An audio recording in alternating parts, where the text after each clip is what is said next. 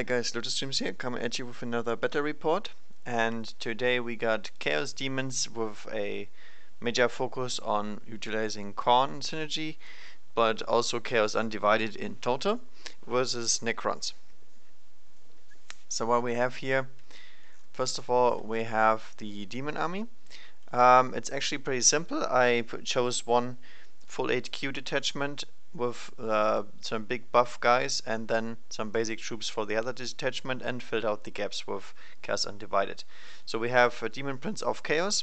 He is equipped with a Malefic Talon and Skull Reaver, so he's dealing a lot of damage because he has D6 damage and 6 pluses. He deals additional mortal wounds on top of this, so he can deal quite a lot. He's very equivalent to a Bloodthirster at this point, except that he is pretty quick on foot. And he also allows me to reroll once for all the Khorne demons around. Then we have Scarbrand. Obviously got a major buff. He has Slaughter and Carnage, so it's a very good close combat combination. He gives everybody +1 attack. He gets more attacks the lower he gets, so he gets more and more dangerous. And nobody can fall back unless they make a leadership test, and in addition to this, nobody takes any moral checks at all, which is obviously great for demons because they might take some heavy losses due to their low saves. And then we have a Bloodmaster, which is a just a Khorne herald essentially with a blade of blood. He's here to give everybody the +1 strength. So and everybody here, since it's a full Khorne detachment, has the Locus ability, which means we all the demons that are Khorne can reroll their charge distances while they are in range of the Locus, which is obviously huge because we have the ability to teleport guys in, so making them able to charge without paying anything for banners or something like this is obviously really good. And this will be the core of the army, so to say. Then the second detachment, we essentially just going for as much points as we can. So we have a lot of troops here and some support. So for troops, we have 3 groups of Nerdlings. They are all WYSIWYG Nerdlings, and that's it. We have Chaos Furies in fast attack because I had some points left, so why not? Chaos Furies are pretty fast, they are resilient when they have disgustingly resilient, and they can hold objectives, that's all they can do. Otherwise they're just a distraction, they're not that expensive, so might as well take them. Then we have 3 groups of Bloodletters, all of them fully equipped, and they essentially are here to benefit from the Khorne strength buffs, so they're going up to strength 6, re-rolling hits of 1s, and then adding +1 attack for their number, +1 attack for Scarbrand, and +1 attack for charging if they get to charge. So that's pretty scary. They have a lot of attacks total, and they have some decent AP on their weapons as well. So they will probably do a lot of work, at least I hope so. And that's for the normal guys. Then we have 2 more HQs because I have to bring more of them. We have Be'lakor. He is here because he has the ability to take psychic powers from a non-chaos version. So we have Infernal Gaze, Death Hex, and Gift of Chaos, which are all good spells, especially Death Hex because you get to reduce in 1 saves, which is really annoying even for Necrons. And he's not as large himself in close combat. He has the Blade of Shadows, which is pretty nasty. He doesn't deal very much damage, but he has some decent AP on it, and his strength and amount of attacks is obviously decent. He moves very quickly, which is also a good thing, and he can reroll his saves no matter what. So he is a good addition in terms of utility and combat mixture. And then we have the classic Chaos Fate Weaver, because Chaos Fate Weaver has access to all the psychic powers on the Zinj table, so he has all the options you want in one guy. He also allows us to get additional stratagem points, which is really big, because we are lacking strategy points, and because of the ability to Jeep Strike and that we utilize it, we lose a lot of our abilities that are actually quite decent. For example, fight another time with all the bloodletters we have here, or fight another time with Scarbrand, which is obviously huge, but costs 3 points. So in this case, Fate Weaver does a very good job there, supporting the army just by being there and having this ability. Then in addition to this, what changed about the Tzeentch discipline is that he can take a spell that will allow me to reroll any dice, so that also saves me stratagem points because I don't have to reroll anything. And in addition to this, this spell obviously allows me to reroll where the stratagem already was used. So I have the chance to reroll fate charges altogether, or just single dice depending on what I want to do, which obviously increases our chance to get into close combat. He also has some decent spells in terms of smite and whatnot. He gets additional psychic tests boni from being healthy, and obviously stuff for tomorrow and everything. He is not that bad in close combat either, so we can get him there. And he's actually quite tanky. I mean, 16 wounds with a 4+ is pretty decent in my opinion, and he might just make it into close combat because there's so much Khorne being able to tank for him that he might just whack a spider, something like this. We don't know. That's all he is here for. He's obviously my only Tzeentch model. And that's it. That is the entire army. As I said, Fate Weaver does not have to go for psychic powers because he has all of them anyway.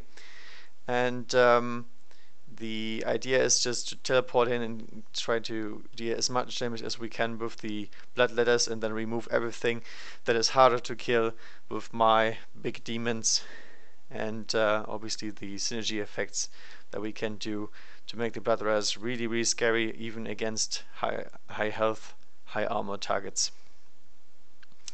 Alright, then we go over to the Necron army. The Necron army looks pretty weird, but I essentially knew I was going against demons, but I didn't know what kind of demons, pretty much. But all demons are good in close combat, which is obviously holds true for everything except Tzeentch demons maybe, but even those have some decent close combat now. The entire detachment is a battalion detachment, and that's it. We have Unrecker the Traveler, which is a close combat oriented character because he gives +1 attack for all Necron infantry around him, which is obviously really, really nice in case you get to close combat, and we will get to close combat this game. He can mess with enemy vehicles, which there aren't any, so doesn't matter. And he also has the ability to buff a Necron unit up, just like every single normal Necron Overlord has. He has a phase shifter, thankfully, and a 2+, so he's quite tanky. His Warlord trait is, in this case, not really that relevant, but he really packs a punch because he also has a what's it called? A scythe. So he's not that terrible in terms of combat, which is not always holds true here for Necrons, because they have some really bad characters in terms of what they can do. So he's gonna be my kind of whack-a-mole guy. And Orican the Diviner is obviously an auto-complete for me, at least. Orican the Diviner is a buff character as well, 5+ invuln save for everybody within 6, which is really, really nice considering Necron Warriors only have a 4+ save, especially. And he gives +1 to reanimation protocols, and he's only 40 points more expensive than a normal Cryptek, so I don't really see why I wouldn't use him over a normal Cryptek. And the stars might be right when he turns Super Saiyan and he can just whack everything down by himself anyway, so he has some nice options late game as well, because obviously the chance increases the more you go for it, and you can actually try to cheese the stratagem roll and try to re-roll the stars are right every time, and once he transforms he will be able to fight the monsters that the other side has, although they probably will still kill him rather quickly. We'll see. The next thing we have is obviously just 20 normal guys, and the 20 guys are just here tank, essentially. I want them to be in the front, because Necron units have one big disadvantage. They are too slow to get the charge most of the time. In this case, they will get charged for sure. And Necron warriors are just there to sponge up the damage and make sure that the more expensive and more killy units do not get absolutely demolished in that one round where they get charged. And obviously Necrons have much more trouble with this than before because of the reanimation protocol change. So they have to survive. If the Illage Guard unit, for example, gets wiped, they will have a big problem, because they are a super expensive unit and they can't really just get killed in one round. They have to make use of reanimation protocols, otherwise they will be too expensive. So in this case, hopefully the warriors will just take the brunt of the damage, and that's it. And that's all they're here for. Then we have two more groups of Immortals, just with Tesla, because I like Tesla. And they are here for fire support. And we have to have troops, so why not those? I have enough warriors already, I think, to make a nice layer, and that's it. Alright, then we have elites. The Catan Shard of the Nightbringer. He is pretty nasty in close combat. He's not super strong in close combat, I wouldn't say, but he deals d6 damage winning on 2, so that is pretty good. And he has the ability to get some mortal wounds off with his gaze and also the meteor. So he is the Necron equivalent of a Psyker pretty much, but he has a pretty big punch in close combat as well. Only issue being he dies rather quickly due to his 4+ saves, so even the normal dudes can actually try to bring him down rather easily. That's the one issue with him. Next we have Wraith, and we have 3 groups of Wraith, and they serve a very similar purpose. They will try to tank for the Illage Guard that do not have their invuln saves, but the Wraith have very good invuln saves if they get them and they don't get death hexed, which obviously doesn't happen very often, but most of the time with the 3 wounds, toughness 5, 3+ against everything, they are pretty good in just soaking up damage. They're not as killy as they were before, but I mean 3 damage isn't bad, and their normal close combat profile is strong enough as it is. The next thing we have is 3 spiders. 3 spiders, all single spiders by the way. Everybody has a gloom prison because it's only 5 points and you get to deny psychic powers, which is actually quite of a big deal in this edition because the psychic powers got way more impact and there's more psychers walking the earth than before. So in this case, a gloom prison is a great idea because you get to deny the witch, which is something Necrons cannot do at all otherwise, and obviously just preventing a smite or 2 will be worth the points most likely. They will also be here to block assault because they're pretty big and they can make sure that deep striking units can't get too close. And I don't want to use the warriors for this necessarily, because the warriors will have to breach 1 or 2 waves at least to make sure that the Illage Guard gets 2 rounds of fighting off before they actually get into close quarters and lose models. The last thing we have is obviously what I talked about all the time, the Illage Guard. Illage Guard with war size, so they have 2 attacks, less 3 attacks because of the Warlord being around.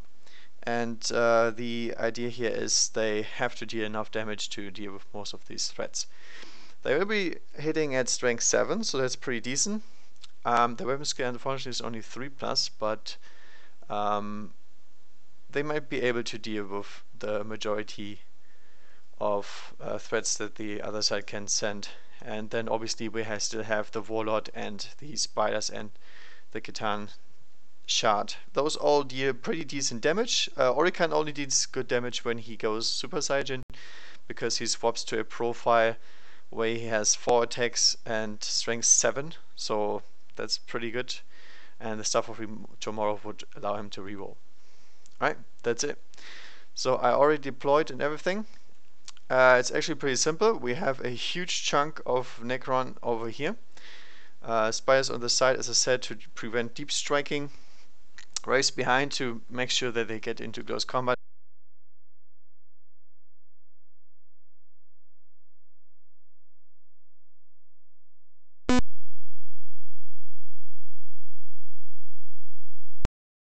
And then my headset dies. But well, it's pretty much everything bubbles around Orican and Anric here. So we can profit from whatever buffs they want to give them. And the Immortals just on top of here, so they have line of sight and they don't get charged immediately.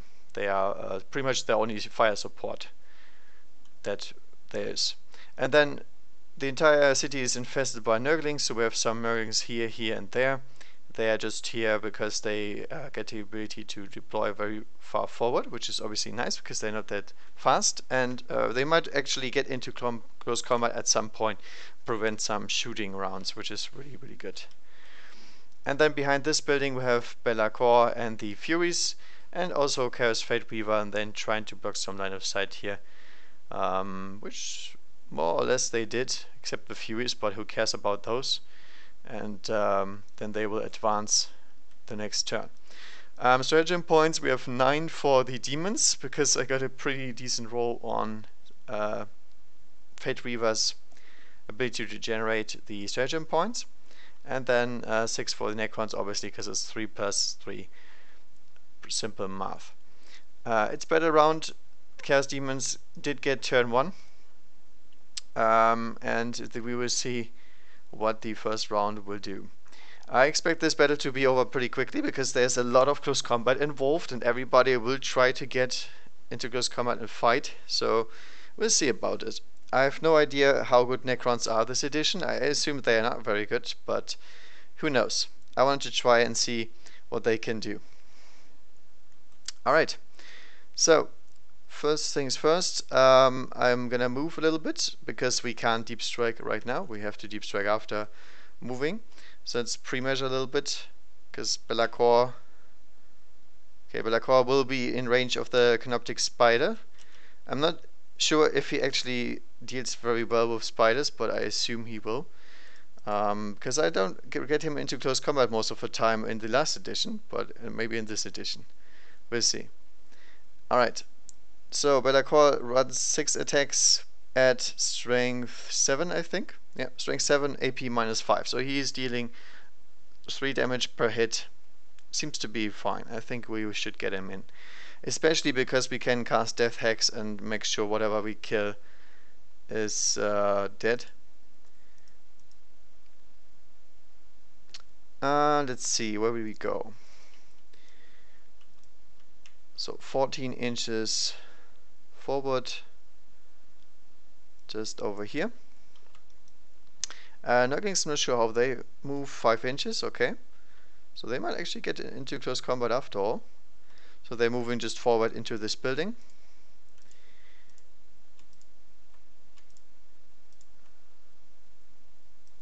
Skitter, skitter. Into here. And a little bit up.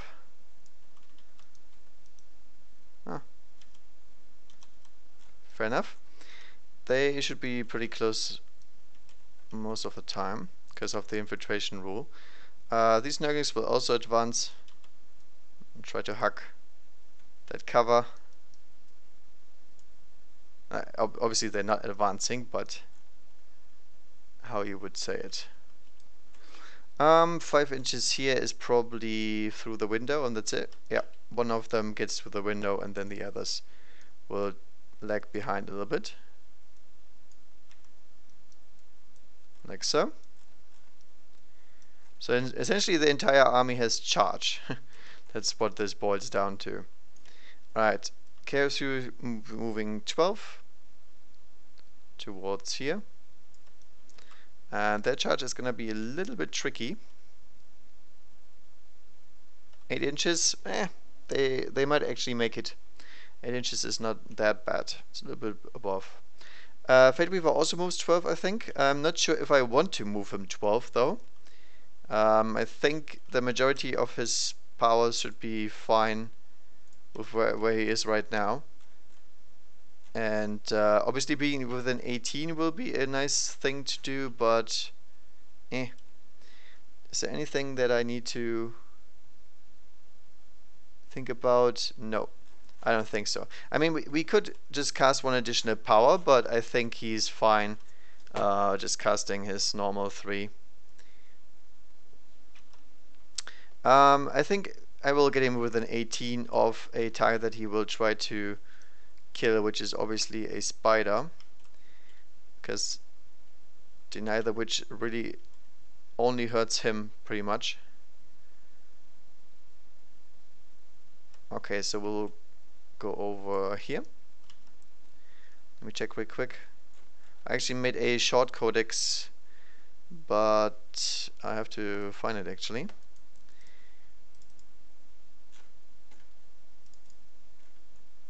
There we go.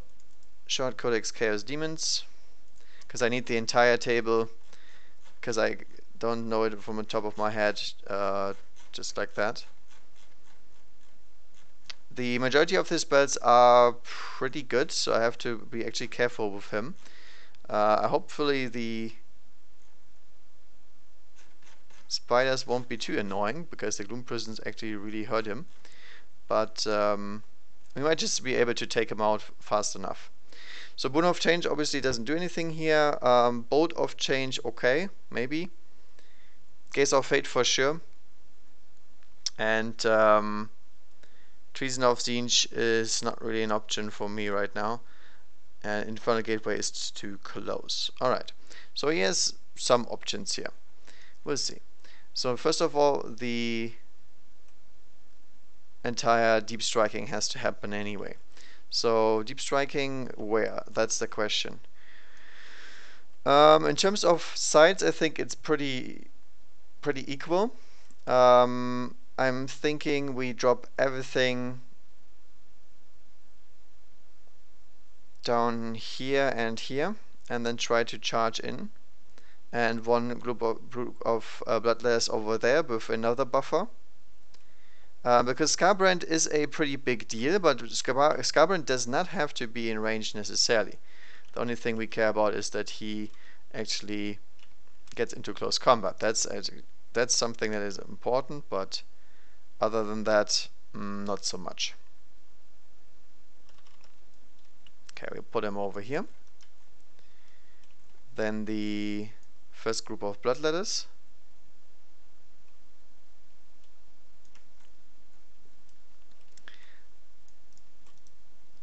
They will just try to deal with the Necron Warriors. I mean, we have to kill them at some point anyway, so might as well try to do it fast. Excuse me. Just stay 9 inches away though. Over there.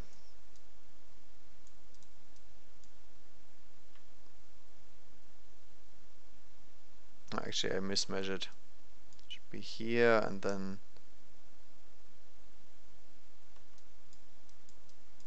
over there. Alright. Then the next group actually clumps up and dies. Let's not do that.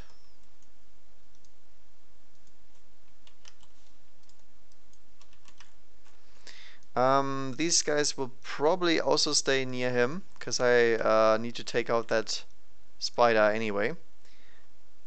And being around Scarbrand obviously gives them more attacks, so they have a good chance of killing the spider this turn.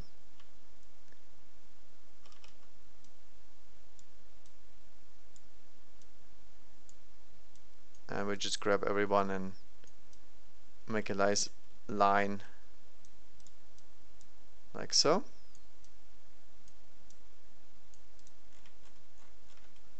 Actually, I have a third group, so I'm thinking, do I want them in the gap here or do I want them on the other side?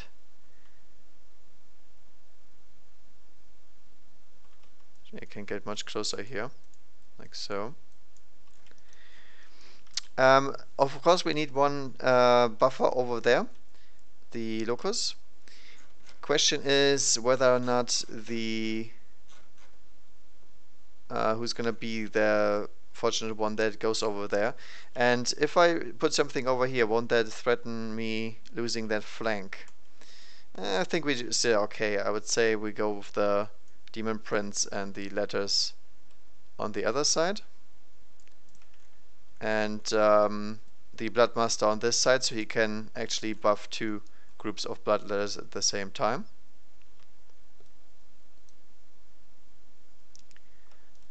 Which is obviously a big deal because +1 strength multiplied by good 40 has some huge impact in most of the games.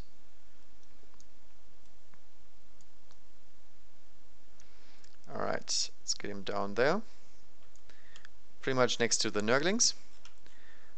And then over here we will do the very same we did.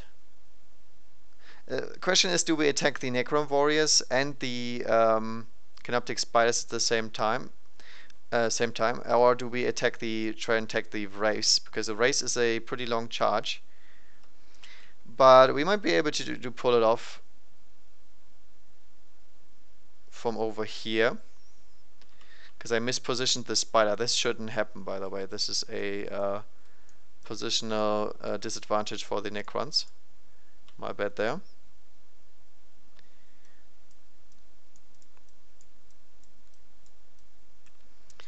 Like so.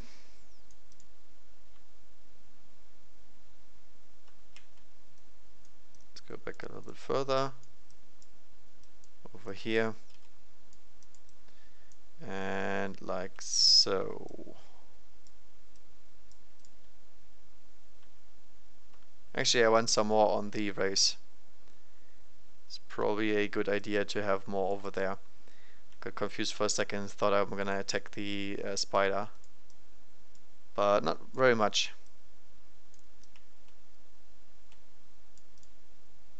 Let's see what's the furthest. The furthest would be here.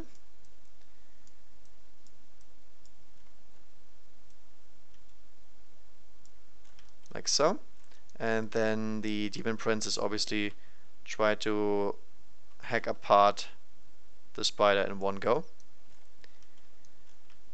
And that is the entire deployment, so to say. So let's see what we can do. So Psychic Phase is actually pretty simple. We will try to go with Fate Weaver first. Fate Weaver will try to get the 1-die reroll. What we need for this is, I believe, Warp Charge 6. Let's see. Where is it? Case of Fate is Warp Charge 6, yeah. So we... Oh, my bad. Need 2 dice. We get a 6, plus 2, we get an 8 in general, because we have plus 2 for him being Chaos Ray Reaver. So we need a 8 for the Spire to deny, which it will obviously try, because it has a Gloom Prison. And it does not deny the power, so we get a reroll with anything in the following turn. Alright. I mean, he could also try to manifest Smite, I guess. But it would only hit some Necron warriors, so I'm not sure if that's all that worth it. But that's okay. I mean, why not? So Smite goes off. And I will not try to deny that one, because it doesn't have such an impact. Hey, 3 warriors bite the dust. So we take them from the back. And I'll keep them over here on the side, because they might be reanimating. Next thing will be Bolt of Change, which is essentially the very same as a Smite, but we can select a unit. What can we do? I'm thinking Catan of the Nightbringer, because he has a good invuln save. So Boon of Change needs an 8, so we need a 6 on these dice for Fate Weaver. Hey, and we get it. Unfortunately, we do not get anything extra for making it with such a good one. But it is just a D3 mortal wounds. That's another 3. Very nice. Very lucky with the D3 rolls here. So he drops down to 5. And that's all he can cast. It's Fate Weaver, but he still only can cast 3, unless I invest a Surgeon point, which I will not do, simply said. Oh yeah, I also need to count the reinforcements, obviously. So we have 3 groups of Bloodletters, Deep Striking in, Scarbrand, Demon Prince, and the extra guy. Means we have 6 less.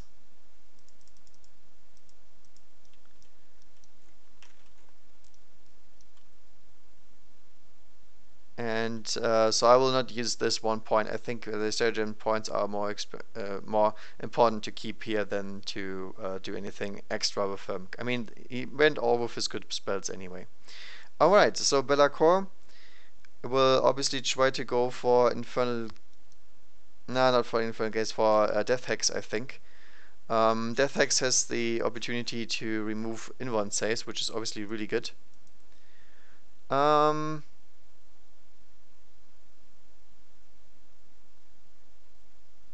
Infernal Gaze is fine because he can target specifically something that's near him.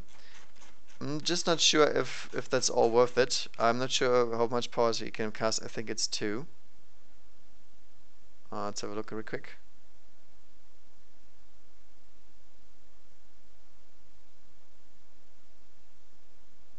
Okay. I mean, the off chance of killing the Katana Nightbringer shard pretty quickly is nice because he explodes. And exploding is obviously great if it happens in the enemy's army. So, I'm not sure what to do with that. Yeah, he can cast 2, so I guess we're going with Infernal Gaze first. We are with an 18, obviously, that's no issue. And let's see if we get it off. We get it off with a 9 for sure. Do we deny with the Gloom Prison? That's the weak question here. I think so.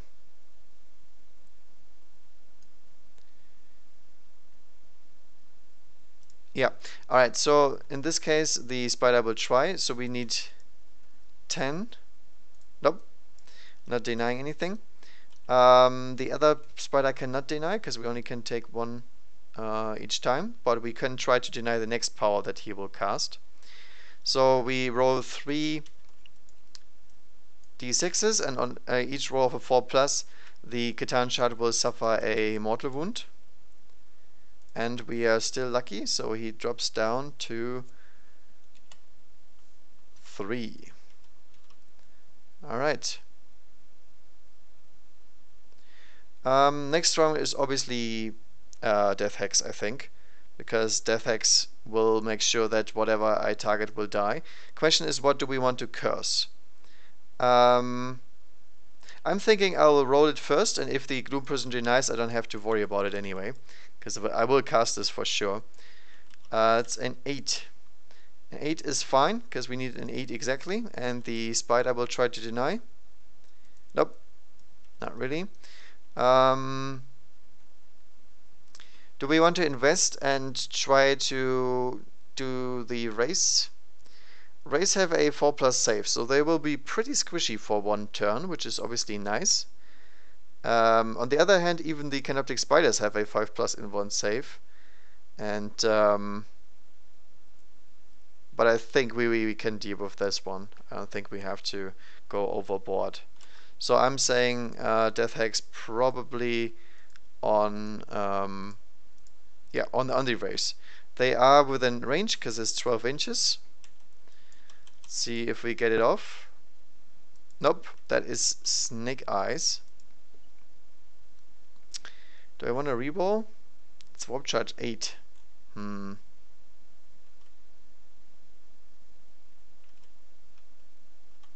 I don't think so. Actually, this is Perils, right? I never got Perils in the new edition, so I'm not really familiar with what Perils does now, but I assume it does. Where is my roots?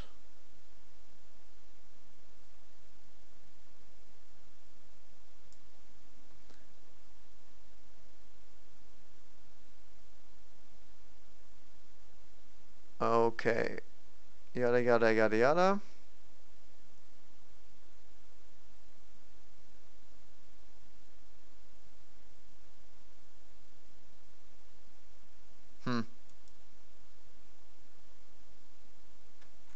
Actually, I'm confused here. Is this the wrong book?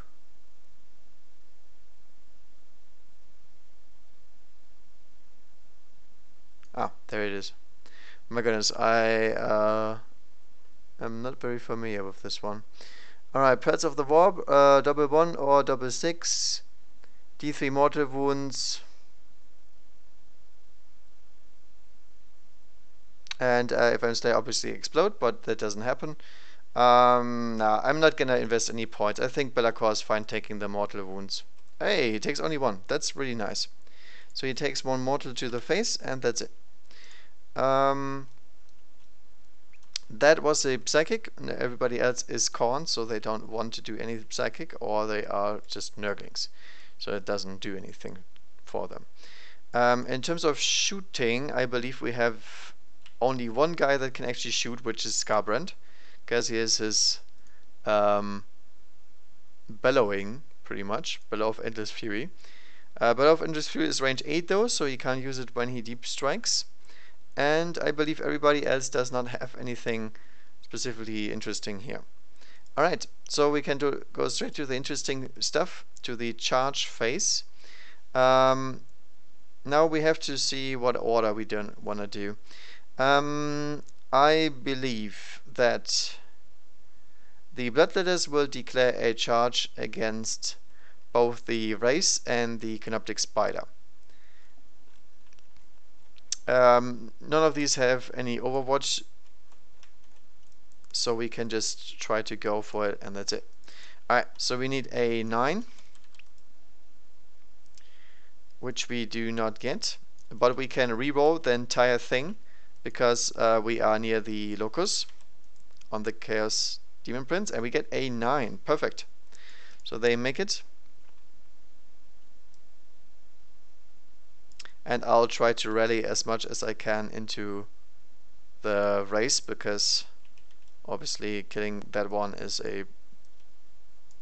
would be a big blow, because they are having the invuln saves. So everything here moves 9 or more. Let's move not too close to the spider, so we don't actually block the Demon Prince. And then these will just create a passage, like so. Alright. Next up is the Demon Prince himself against the spider. And I think we're gonna do a cheeky charge against the warriors as well, because they might not all be in range. So if I can squeeze him in here, that would be pretty nice. Alright, so warriors. Not everybody's in range. It's gonna be these guys, not this guy. So we have 1, 2, 3 not in range, so it's 17, 18, 19 shots. Alright. 19 shots coming up from the warriors in Overwatch. Hitting on 6s. 2 hits. 1 wound. And that is 1 fade save. So the Demon Prince will take 1. However, he has a Warlord trait that is very interesting. It essentially gives him a 6+ Pheno Pain, which means oblivious to pain. And if he does not lose this wound, he can reroll all fade, hit, and wound rolls. So he gets extra nasty if he makes this Pheno Pain. Let's see it.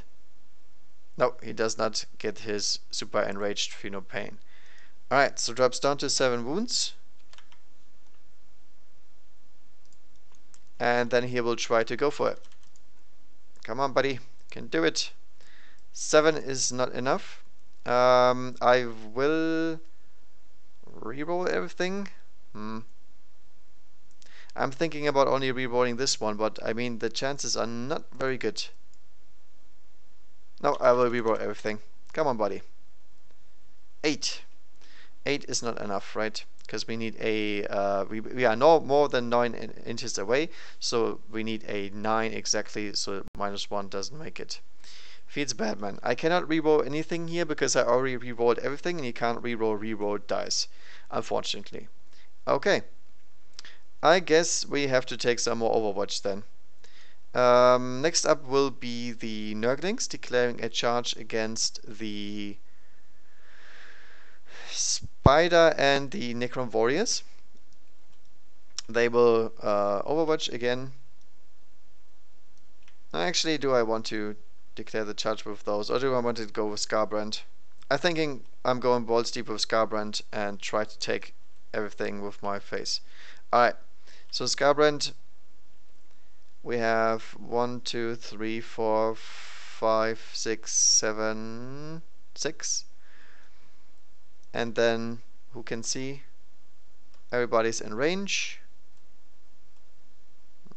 They're not really seeing much though. 1, 2, 3, 4, 5. Okay, so it quits out. It's exactly 20 shots back then. Alright, so 20 shots again in Overwatch. Hitting on 6s. 2 hits again. 1 on 5s. Nope, nothing. Alright, Scarbrand is going to try to go for it. He needs the same as the guys before, so we have another 9 inches charging here. Ooh, this time I could actually try to reroll just this die. I think I will do that. I will use the Fate Weaver reroll. And here we go. He goes in with 11. Oh, sorry, I had to declare the charge against multiple targets though. Obviously, he was going to declare against the Spider and the Necron Warriors and the Spider. Why? Because the Spiders can't Overwatch, so declare a charge against everything, and then you have the free choice. And obviously, he was going to charge the Warriors as well as everything else. Okay, so we will go right here. So staying 1 inch away from the Spider. Not away from the Spider, within 1 inch and within 1 inch of both of these. Alright. Coming up next, we have the Nerdlings. I'm not sure what they need, so we will roll just and then we see. 9 inches is just fine. So they will go right there.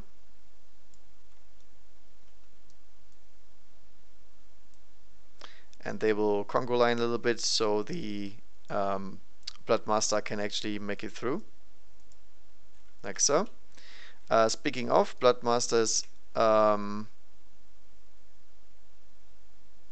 actually we have to declare the charge with the Bloodletters first. So all the Bloodletters into the Necron Warriors and the Spider. Spiders, actually, both Spiders. And we need a 9. 8 is fine as well, I think. Where's my Bloodletters? Do we have a instrument? Yes, we do. Do we have a +1 charge roll? Yep, we have. Okay, so this is actually enough because it goes up to a 9. And we do not need more than 9, so might as well just move in. Okay. Everybody will be in range anyway, so I will not measure very carefully here, because it doesn't make a difference at all. I don't think the warriors can actually survive this onslaught. And they're going like so. Alright. Demon hordes are closing in. Next up is this group of Bloodletters, also still in range of the Locust. So let's go. 9 inches is just fine. Exactly what they wanted. So let's move in.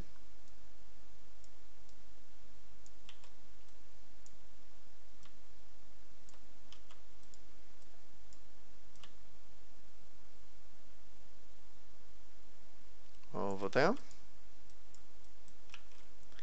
And then the rest of them is gonna try to get in as much as they can, but we will have a pie in anyway, so doesn't really matter. Oh, in this case, okay. I will enable them to do this, but usually, obviously, I should have declared. So whenever I'm declaring charges, there's one simple rule: always declare a charge against everything. Everything that is melee is declared charged. Why? Because the bloodletters will have the ability to fight once more for 3 points, and in that case they can pile in another time into the race and try to just murder them without them being able to fight back. So obviously this should be declared. Alright, next up is obviously gonna be Be'lakor, I think, and some Nerdlings. Let's go with the Nerdlings first. I think we need a, well, I don't know, maybe a 5. Yeah, looks like a 5 to me. That looks like a 5 exactly, so I guess they just move forward a little bit. Let's gizmo them forward so I don't have to move them so much. Actually, they're knocking stuff over, but they can fit. Can fit one right there. There we go. And then the other base is right behind it. And obviously they get to fight because they are in 2nd rank. Alright. Do we want to charge with the Furies as well? Yeah, why not? So Furies coming in. 8 is not enough, I think. Oh, it's enough. Nice. So the Furies will also make it in. Obviously they will try to leave some room for Be'lakor before everybody charges and he doesn't get into. Like so. Then the big guy himself, also against warriors and the spider. So as I said, against everything that is in close combat or whatnot, we declare the charge. He's absolutely in with an 8 because Khorne wants it. And I guess the Nerdlings will also charge. Yeah, why not? Oh, 3 inches. I think that is not enough. No. So they are left out of all the fun. Fate Reaver can't charge, he's too far away, and he doesn't want to charge either, so that's absolutely fine with him. So let's go and grab that first fight phase. This is going to be fun. Because demons are really nice to play if they get something like this off, a huge deep striking attack. The only thing that did not work out was the Demon Prince. And I mean, you can't really complain about that, because he's gonna get in there next turn 100% and he's gonna slaughter something pretty much. So we have some good chances here of dealing a devastating strike before anything actually can retaliate. Alright, so what... Oh, wait. I forgot my Bloodmaster. He's hiding back there. Alright, so he's gonna declare a charge against every melee unit and whatnot in range. Nice, 9 inches is absolutely what he needed. And he's gonna go forward and charge right in there. Actually, can he make it into the warriors? Not quite, but he declared a charge against everybody anyway, because they were within 12 inches before. Same for the race, obviously, that was possible. Right? Yeah, 12 inches was totally fine, so you can declare charges against those as well. Alright. Who goes first? That's the question. I think we are going first with the Bloodletters over here. So we will pie in. We will stay away 1 inch from the race because we don't want them to fight us yet. We will fight them on our own. And also remember, I can move sideways just fine. Just imagine I'm moving a little bit closer to the spider, but actually in circles. That's how this in this edition works. It's a little bit weird, but can't complain about it too much, I guess. Alright, so Bloodletters coming closer and closer and closer and closer and closer and closer. Like so. now comes the big buff party. So first of all, we have 20 bloodletters and obviously a blood reaper, all with hellblades. So that means we have 20 attacks base. +1 for the extra attack. Then we have +1 attack because we charged and we have ferocity. We have... Why is there one die missing here? The hell? Okay. So charging. Now Scarbrand gives us +1. And we have so many bloodletters we will get +1 to hit this. We get +1 strength from charging and +1 strength from the Herald. So this is gonna be very fun. Alright, +1 for the Blood Reaver. Alright, let's see what we can do. Ooh, holy moly, they're ones. The only issue is we do not have a Demon Prince around here to reroll ones. Be'lakor is not in range of them, obviously, so these ones actually hurt us really badly. Ouch. So all of these miss. However, we get the +1 for our Bloodletter army, so we will hit on 2s. As I said, we are strength 4, I think, base. So strength 4 +1 is 5, +1 is 6. The spider is toughness 6, so we're wounding on 4s. I believe it's 6, right? At least we can check. Yes, it is 6. Alright. So that is force to wound. Pretty decent roll. Hellblades have one big issue for the spider. They are AP -3, so that is a 6-up save for the spider, but it has obviously a 5+ in 1 save from the... what's it called? From Mr. Orican the Diviner. There we go. Orican the Diviner just gives 5+ in 1 saves. The issue is here though, those are Hellblades. So these here will all deal 2 damage. And the spider only has 4 wounds, so it's pretty much dead, I think. Yes, it is dead. Like, very, very dead. Okay, so spider goes boop and feeds first blood and a point. 2 points. And that's exactly what I meant. Now the Blood Rays will be able to go once more fighting with their Surgeon if they want to. So this will be interesting. Alright. So Nerdlings will go next. They will try and pie in, like so, staying one inch away from the Wraiths because we don't want to mess with the Wraiths. Actually, I think they want to mess with the Wraiths now that I think about it. But they did not declare a charge, did they? No. So they can't actually pie into them right now, but they can pie in afterwards. Alright, let's do it like this. A Nurgling base has 4 attacks, and we have 2 of them in range. So that's 8 attacks total.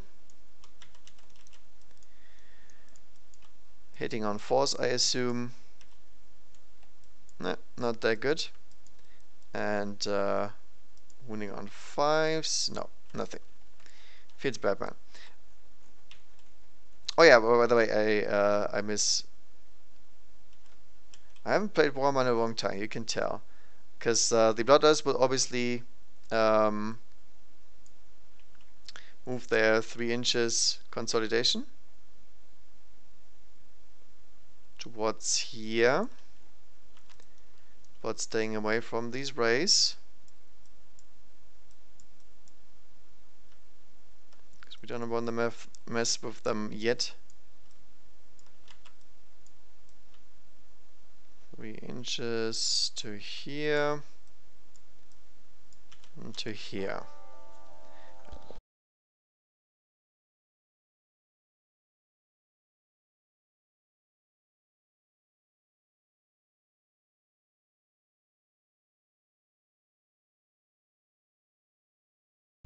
Sorry about that, I had to restart real quick. The Okay, consultation is done. Let's see, fight. Yeah. Alright, so next thing will be the Nerdlings consolidating. I think I will consolidate those into the race though, because I want the race to fight the Nurglings and not anything else. So I guess I'll consolidate them into them. And I don't care if the Nurglings die, to be honest, so that's not an issue at all. Next up, we have the Bloodmaster, I think? Or do we want to go with Scarbrand? No, I think I will go with the Bloodmaster next. Because Scarbrand will probably still be in range to fight something afterwards, will he? I'm not sure about that one. Okay, let's just do Scarbrand before he doesn't even get to fight. I mean, he's the man of the hour. He should be able to fight anytime. All right. So Scarbrand has 6 attacks base, I think, but he has some nasty tricks up his sleeve. So we'll see how much that actually means. So 6 attacks base means +1 for charging, +1 for his own ability. So we have 8 attacks because a Khorne wants it. And now comes the interesting part. The problem is, for the Necrons that is, that Scarbrand has a different ability now. He doesn't have to use Slaughter and Carnage as before. He doesn't have to go full Mighty Strike. He can now do a sweeping blow, which means we have 2 hit rolls for instead of 1 for each attack made with this weapon. And obviously this will gonna be a lot of attacks, and it's still strength user, which is strength 8 by the way, strength 9 because he charged. And then he has Deathbringer 4, so for each unmodified hit roll of 6, we make an additional attack. Because we get 2 hits on each one of these, so this is gonna be very interesting. So obviously we swap to the AoE profile, because we want to hit him hard.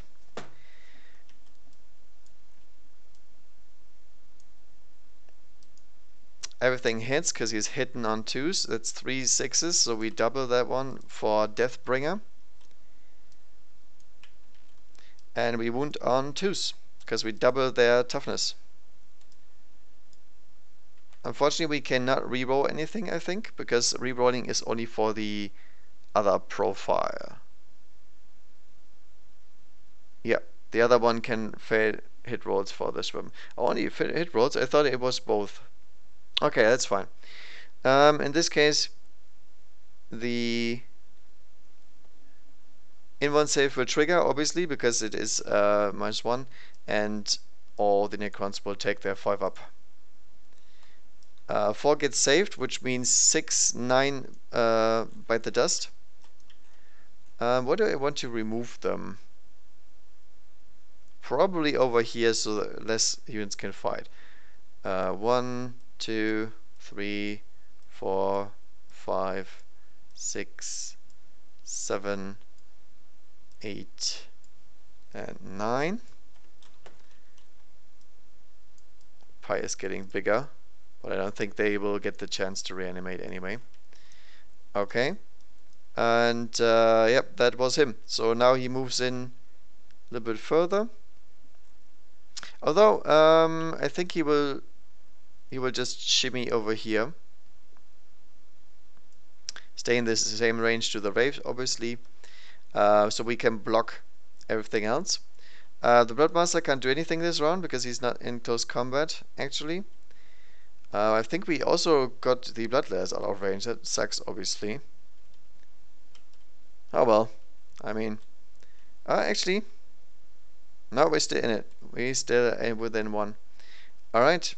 So the Bloodletters will also pile in. They can actually get to the race, can they? Yeah, they can. Right. So let's pie in. Since we declared a charge against everything, we can pie in just fine. Like so, and then we have some additional movement. So these guys can all move a little bit further. so. But we do stay 1 inch away from the Illage Guard and the Nightbringer, obviously. But we do go in contact with the race as well, I think. Alright. So after piling in, we are in range to fight. Actually, these guys need to go a little bit further. Stick at what? 0.2. There we go. That looks like 1, 2, 3, 4. How far is it? Actually makes it into close combat as well, because everybody should be close enough here. So 1, 2, 3, 4, 5, 6, 7, 8, 9, 10, 11. No, this one is too far away. 10, 11, 12. 12 guys, okay. All in range again. So we have 10, 11, 12, plus 1 for the Reaper, if he's here. Where is he? There he is. He does get to fight, so he will get his attacks in. His extra attack in this case, because everybody else is anyway in range. Are we too far away from Scar? No, we are just fine. So, plus 1 attack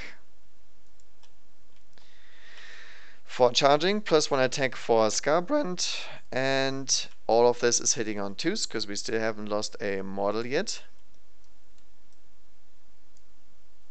Not bad. Oh, actually, hang on a second. We need those ones rerolled, because Be'lakor is around, and he allows rerolls for every single demon around him. And Be'lakor is right there. So he is gonna be in range. Alright. So we have a whole lot of attacks. Next thing, toughness. I think they are toughness 5, but we are strength 5 because of the charging, and plus 1 because the... Where is he? Oh, there he is. The Bloodmaster is around. Why is he stepping on his toes though? Ah, there we go. So we're still wounding on 3s here, which is actually pretty nasty considering we have so much AP. And this is a lot of extra wounds. Okay, so all of these here will be going for a 3+ in one, because obviously we did not make anything happen with the in one saving. Ooh, that is 1 dead wraith, 2 dead wraith, and 1 wound. And I believe that will be it. No, the last one actually makes every single one save. Not bad, not bad. So in this case I will kill... I think I'll try to block these guys a little bit more and kill these off. And this one here remains on 1 wound. Or 2 wounds? I don't remember. Let's say 2 wounds. I already forgot. Alright. So now this one here is a little bit less. We have this one being arranged, right? Yeah. So I have 1, 2, 3, 4, 5. This one is not in range. No. So that's 5 bloodletters. Equals 15 attacks. Because it's not the extra guy with them. So hitting on 2 still. Rerolling once. And wounding on 3s. With these things here being additional damage, but it doesn't matter because they are all single models. And ooh, this is a dead warrior group. Because that was not very good in terms of in-one saves. There's 1, 2, 3, 4, 5, 6, 7, 8 guys slain, and obviously Korn likes it. And look at this. So good. 8-8. Alright, so Bloodletters will consolidate because they have nothing else to fight. Not sure about this one though. Do we want to consolidate into anything, or do we want to stand still and do nothing. Because we sure as hell don't want to touch these guys. I think we will try to fill the gap though. So we're piling in here a little bit to make sure that the Illage Guard does not do anything stupid with Scarbrand, because we need him to smack them in the head so they can't get up. So the Rattlers will try to screen a little bit, like so.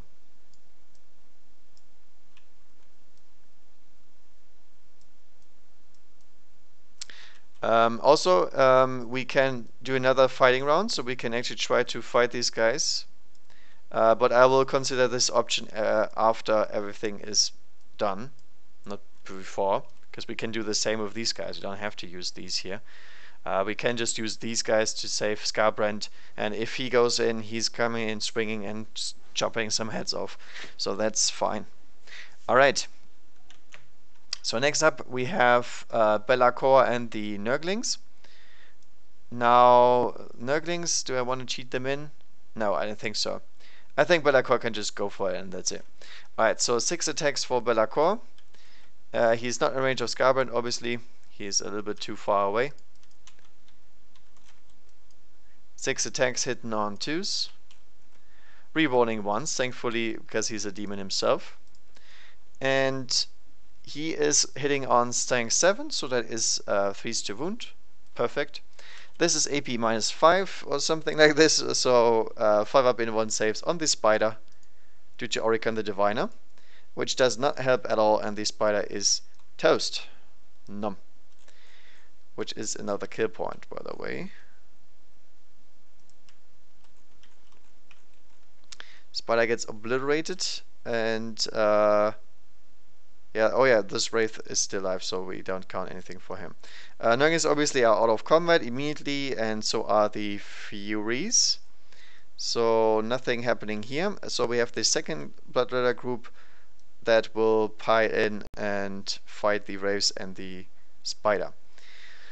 So we have one guy over here. One guy over here. Piling, piling, piling, piling.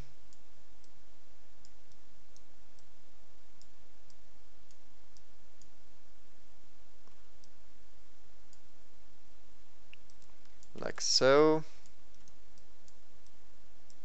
So, and since the Demon Prince failed to do anything, they gotta do all the job. Alright. I'm guessing this is 1, 2, 3, 4, 5, 6, 7 guys into the spider, and then the rest into the other one. So let's remember the 7 here. There we go. 1, 2, 3, 4, 5, 6, 7. Where's the leader? He is right there. Alright, so he's going into the spider as well. So we get an additional attack here. These will have 2 attacks each because Scarbrand isn't around, but they charged. Hitting on 2 still. Not reloading, I think, because they're too far away. Yeah, no rerolls, unfortunately. And oh, we're missing that 1 attack. Alright, there we go. Strength 5 on the charge. But there's no Herald around, so they're wounding on 5s here. Because the Spire stuff is 6. Woo, that is a really, really good roll. Okay, that Spire is totally dead. Because all of these 6s are 2 wounds each. 2 damage, sorry. And it's immediately dead. Like with severe overkill. Let's hope that the other ones can replicate this this once more, because we actually need those wounds for the Wraith, for sure. Alright, so 13 other guys.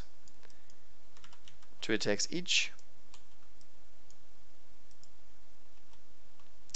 Hitting on 2s. And being strength 5, I believe. Yeah, we're winning on force, because the race are toughness 5 as well. Oh, damn it. Okay, let's take this as the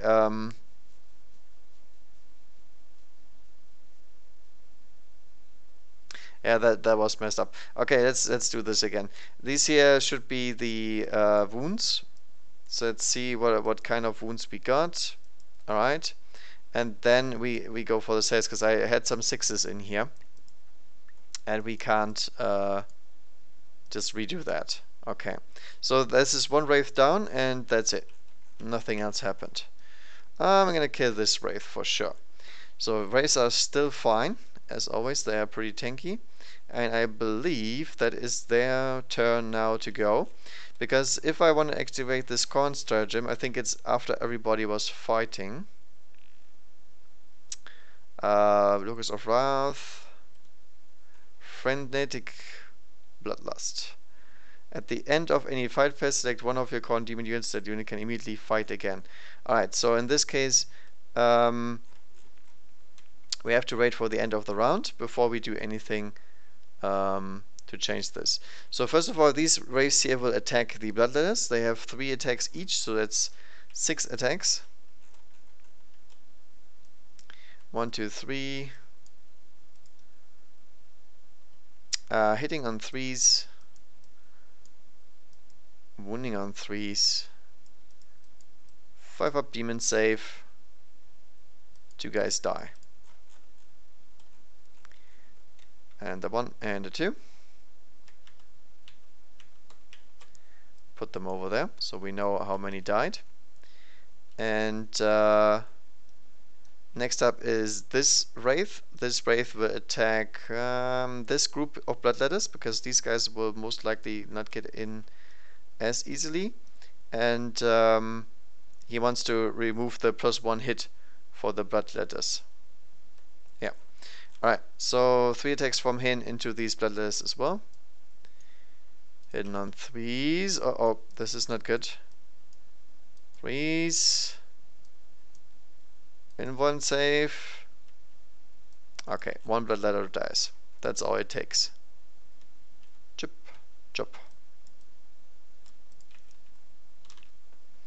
Alright, what I'm thinking now is, actually I never had this occurring to me, but if I have morale phase,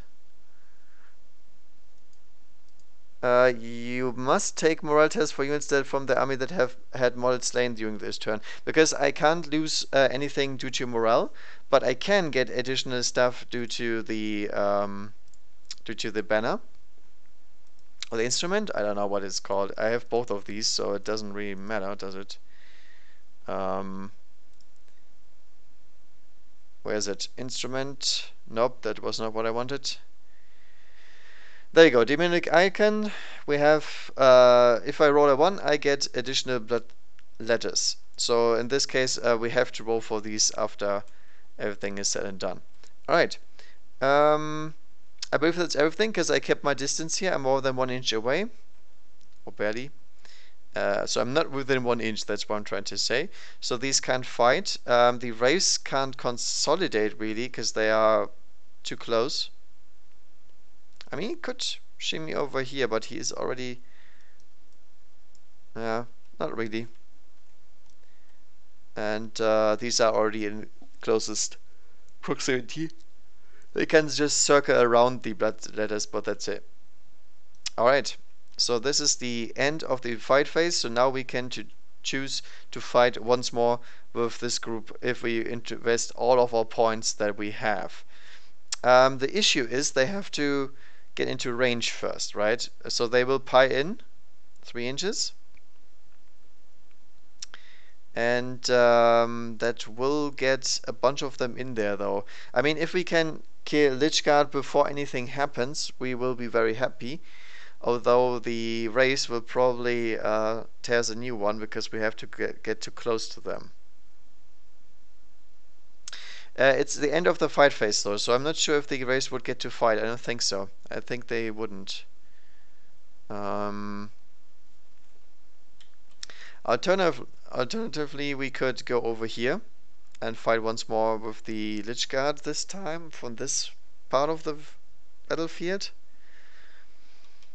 Or we can go with Be'lakor and try to slaughter a bunch of them. But I think the Bloodletters are my best bet here, no matter what.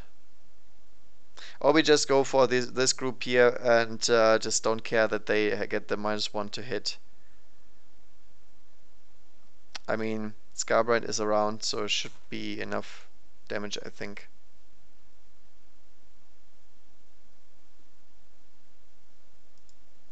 Alright, so I'm thinking we will run the Bloodletters into the Lich Guard and the Nightbringer.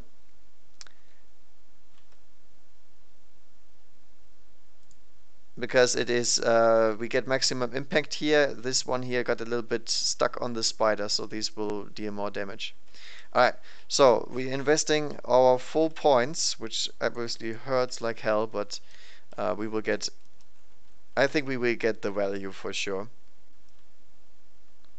So we move everything as close as we can, because we need to get maximum hits off here.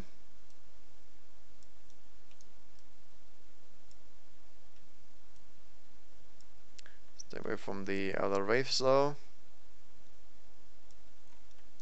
Alright, so I think every single Bloodletter will be able to get some attacks in here.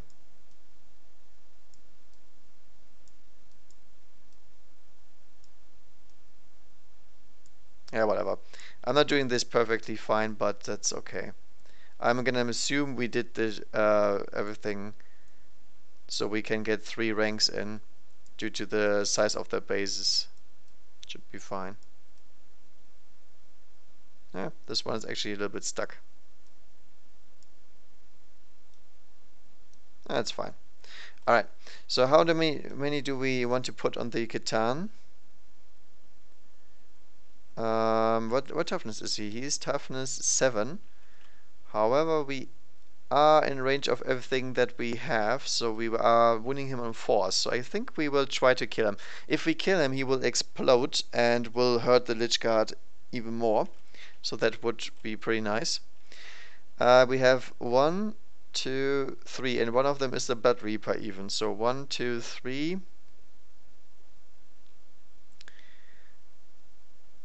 4, 5, 6, 7, 8, 9, 10, 11, 12, 13 on him.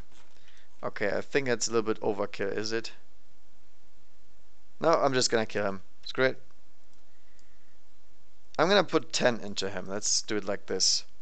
So we have 1, 2, 3, 4, 5, 6, 7, 8, 9, 10, and the Blood Reaper as well. So 10, 20, 30 because of Scarbrand plus 1. This time we're hitting on 3s, unfortunately, because we lost 1 Bloodletter. And we reroll once due to Be'lakor. That cost us 4 attacks, that 1 loss. And wounding on force. With these here being 2 damage a pop. So, Nightbringer is toast, I believe, right? How many wounds did he have? 3 wounds, yeah. That is 4 damage on 2 of these before we even get to the other wound pool. So the Khitan is dead.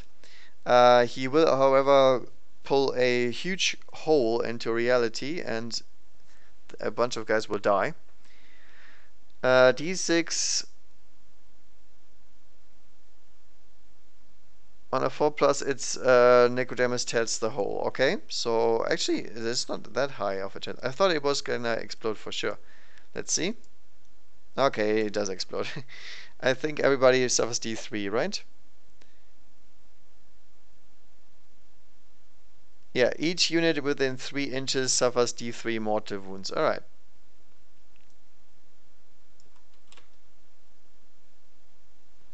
This will be a bunch, so let's get the D3. So let's do my bloodletters. Bloodletters will take 1, 2, 3. 1, 2, 3. Ouch. Then the Illage Guard will take 2, so that's 1. Num num num. The Wraiths, 3. Ouch. So that's 1 Wraith gone. That's actually quite unfortunate.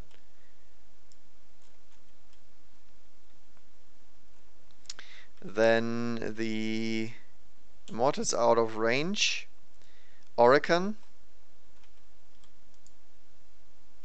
takes 1. Takes 1 to no one.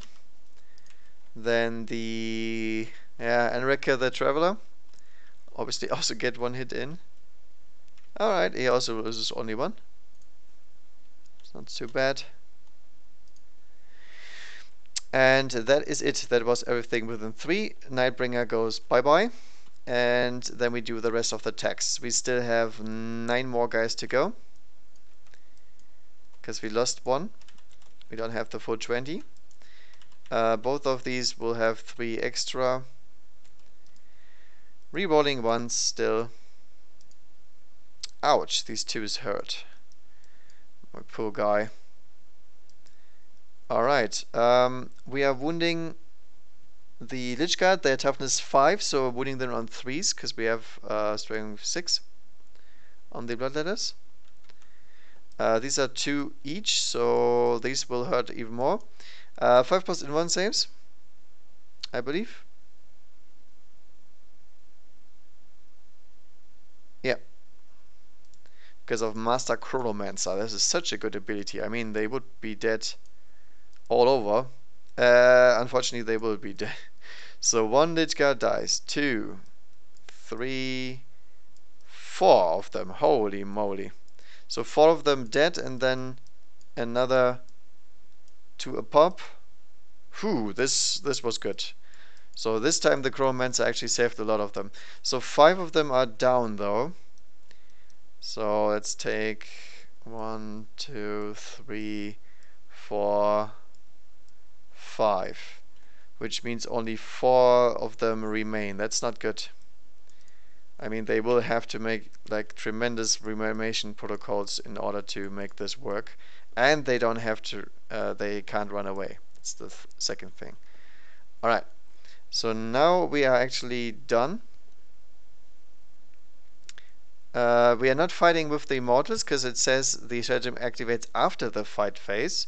So we fight again, but they don't get to attack back, which is why this stratagem is obviously 3 points. It's really powerful. Alright, moral.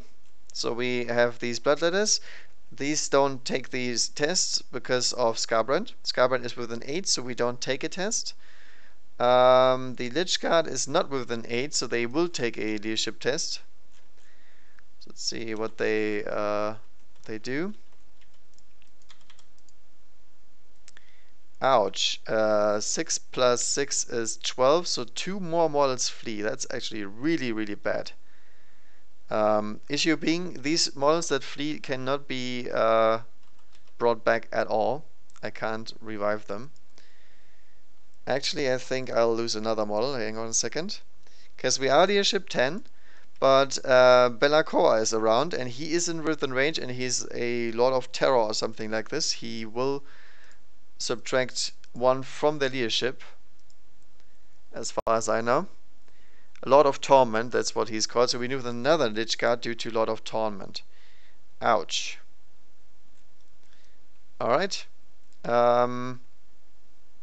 I believe that is it with the entire unit. Because we can't reanimate within 1 inch of an enemy.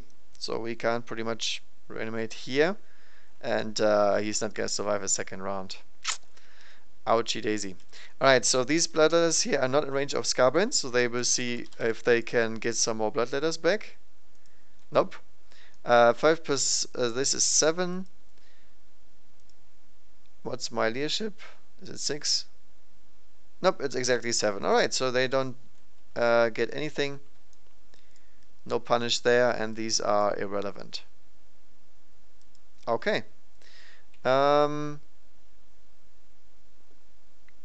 That's it for turn 1. That was a pretty long turn 1, but obviously this is gonna happen when the charging goes on. And I mean, it was pretty devastating. The Wraiths are absolutely crippled.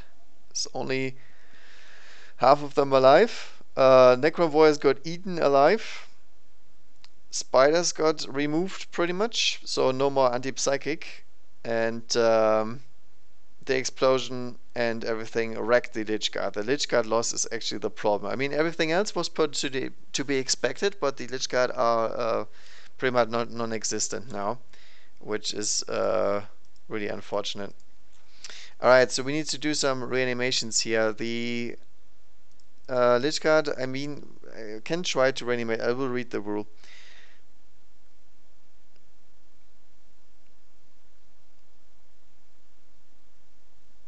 Yeah, that's the issue. We have to set up a unit currency with a unit that has not returned and 1 inch away from enemy models, and we have to roll the 5 pluses. Okay, so we have 6 Lich Guard being dead and not fleeing. 5 plus reanimation.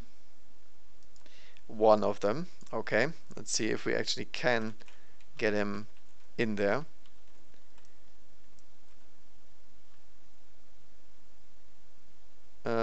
Sure. 1 inch, more than 1 inch away. It's right there. Alright, so he's back to business, but it's not really that good.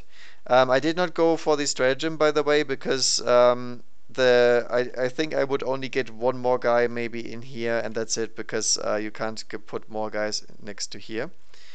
The question is, do we want to use a stratagem and activate the race to try and get some stuff back? I don't know.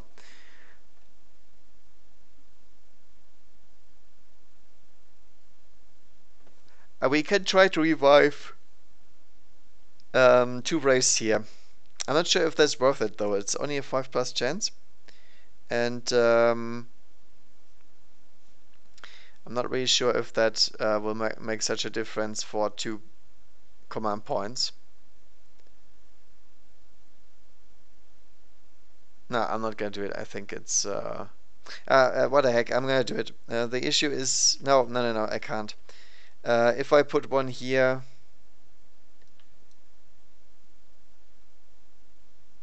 2 inches here, 1 inch away. Yeah, okay, it is fine.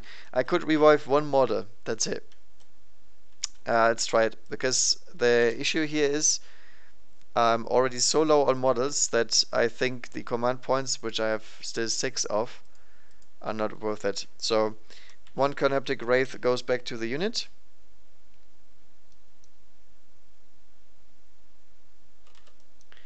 Right there. Obviously he's full HP. Okay. And that's it. Alright, so movement. The stars can't be right. That's one of the issues. I think we have to put everything into these bloodletters. I mean, I don't see any other way we're winning here, and all the race can fight with us. So we might have enough to actually banish them entirely and save the Lich Guard 1 more turn.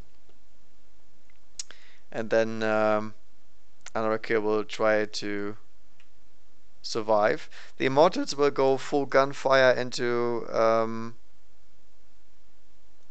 this squad here, because they kept their distance from the Wraith. So we can actually fire at them, and these guys are in close combat, and I don't think Belacor is the issue. I think the issue is these guys. If these guys survive, I lose, no matter what. And Scarbrand is a big guy. I don't think I can kill him 1 round of shooting. So Anrak here is gonna prepare for the charge. Oregon as well. The Wraiths don't move because they are already in close combat, and that's it pretty much. Alright. Enrica is gonna give his Lord ability, how you want to call him, to the Illage Guard, I believe. And then we will fight with the Wolf size. I'm not sure if that's worth it. It's fine, I'll do it. Immortals would be cool as well, but Tesla anyway. So I think we should be fine. All right. Oh yeah, by the way, they regenerate 1 wound because of living metal, so they are backed up to their 4 wounds. Oh, just 5. Canoptic Wraith do not have living metal, I believe. Okay. I think we start shooting. So Orican has a Tachyon arrow. I don't know how we call that thing. Tachyon arrow. It's only once per battle, and you can only shoot it now because then he's gonna be pretty much always in somewhere where he shouldn't be. And I'll shoot it into whom? I can't shoot I just realized I can't even shoot a character. Because they are characters. I'll shoot it into Scarburn just to piss him off. Hitting on 2s. Wounding on 3s. Invuln save. Nope. How much damage does it do? Is it D6? Nice, it's D6. Alright. Actually, should I reroll the thing with Scarburn? No, I don't think so, because he gets additional damage. He will get more attacks. I'm totally fine with this. Nice, so got 3 damage on Scarburn. I mean, it's not bad. But it's once per battle, so not as effective. Okay. So we have 5 Immortals here, and they will go full Tesla on these Bloodletters. So Assault 2, hitting on 3s. Each Tesla hit is 2 additional hits. So that's a whole bunch of hits. Wounding on 5s, 3s, because it's strength 5, right? Yeah, strength 5. Invuln saves. That's 3, 6, 7 guys dead. 1, 2, 3, 4, 5, 6, 7. And then the next Immortal group. Also 5 times 2 because of Tesla. Ooh, nice. Super good hits here. My goodness. 1, 2, 3, 4, 5. That is a whole lot of hits.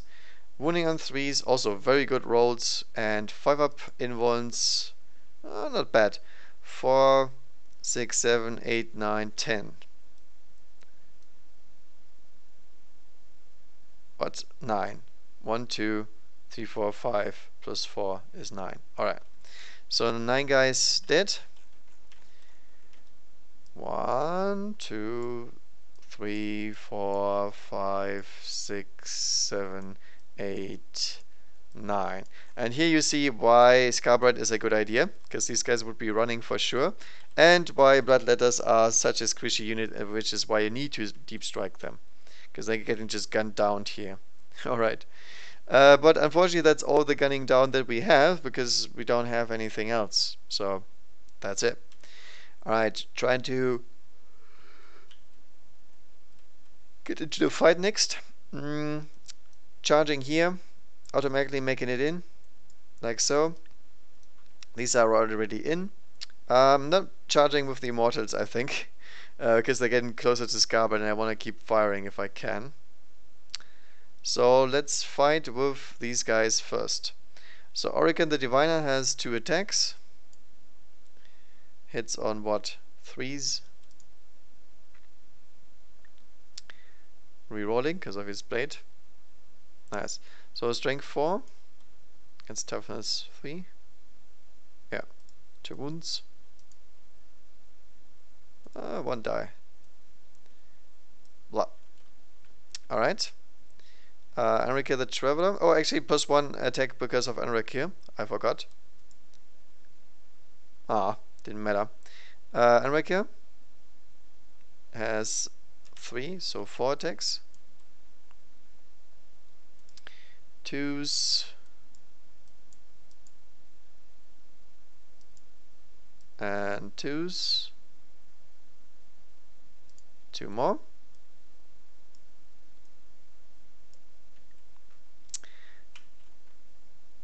And that's pretty much it. So next we will fight with the Lich Guard, I believe. Actually, against the Bloodless, it might make sense to fight with the Wraiths instead, because they have more attacks.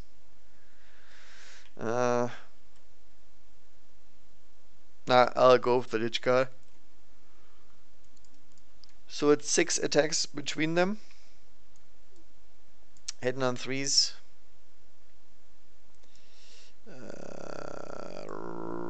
Hitting on 2s actually, because of the Lord's Will. All wounds in 1 saves. 4 more die. Let's take them from here. And now, unfortunately, the next Khorne unit gets to go, which is a little bit of an issue. So obviously we can kill these Wraiths off if we want to. But it might be worth considering just trying to finish off this unit here before it gets to fight and we lose more models here. But I think we want to keep this blob here. If this blob actually kills these guys without getting killed, then I think we are very, very in a good position here. Alright, so moving 3 inches due to the piling in. Pile. Like so. As I said, as long as we move in a circle around them, we can move as much as we want. Because we can't get further away, but we can actually just pretend we are going closer. That works. Due to the way the rule is written. Alright, did they kill one of these? I don't think so.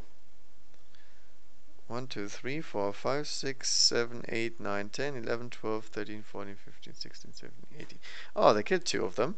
Alright. 1, 2, +1. Did not charge this turn, unfortunately. Oh my goodness, all the 2s. At least 1 double wound, and we are strength 4, so we're wounding on 5s. Ouch. Hey, at least he failed, so that's 2 wounds on a Wraith. So one of them drops down to 1. Next up will be these Wraith here fighting these guys. So piling in. We have 6 attacks between them. Because I believe they are not considered infantry, right? Canoptic Rays. No, they are beasts. So they don't profit from Enrique's ability. Ow, just a bad hit though. 3 hits. 2 wounds. 3 wounds. 5 ups. Alright, so they missed their armor saves. Actually, the other race will not get to fight because I'm just removing the models that they could fight. Easy peasy.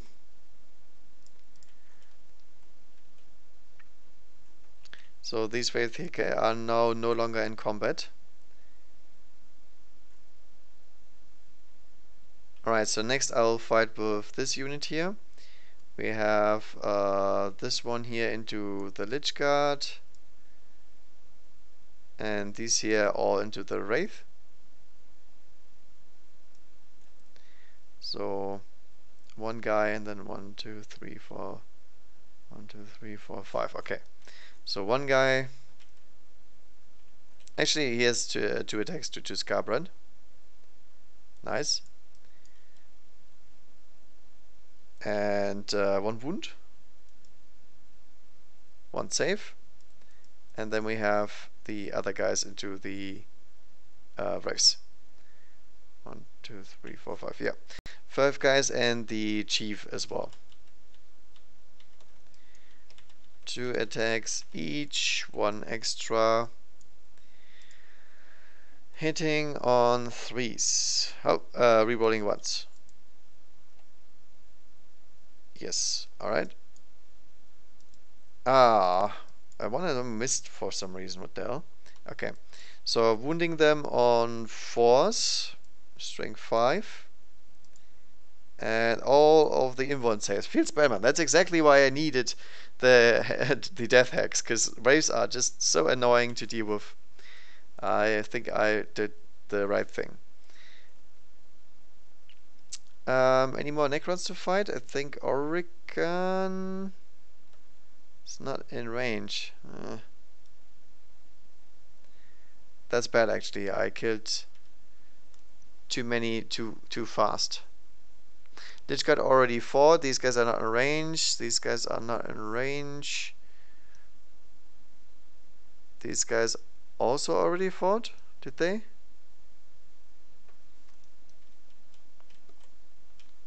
No, they did not. Okay, so the race here get to fight next. Hitting on 3s. Or maybe they did fight at night, they just didn't realize. I don't know. Doesn't matter. They only did 1 wound anyway. So I don't think it makes much of a difference. Yeah, all these are from the other squads. Alright, so that is it for fighting then. As you can see, the board is clearing rather quickly. The only issue for the Necrons is there's big guys coming in and they will obviously just kick their asses most likely. But that's okay. Scarbound is making sure nobody here is running away, so no leadership test necessary. With this one here, although we have to do one. Nope. And the blood letter is toast. The Wraiths wouldn't take any tests here, and that's it. Alright. So I guess we go on to battle round 2. Player turn 2 Demons. And we will close in for the kill here. So Demon Prince is coming in hot. 8 inches forward. He's gonna go for that Enrique charge for sure. The Nerdlings will, I guess,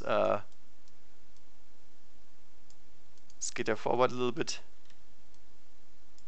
Like so. So I don't block anyone. Scarbright can move 8 as well, I think. Yeah, he's also moving his 8. Bloodmaster, I don't know about him. He's moving 6, okay.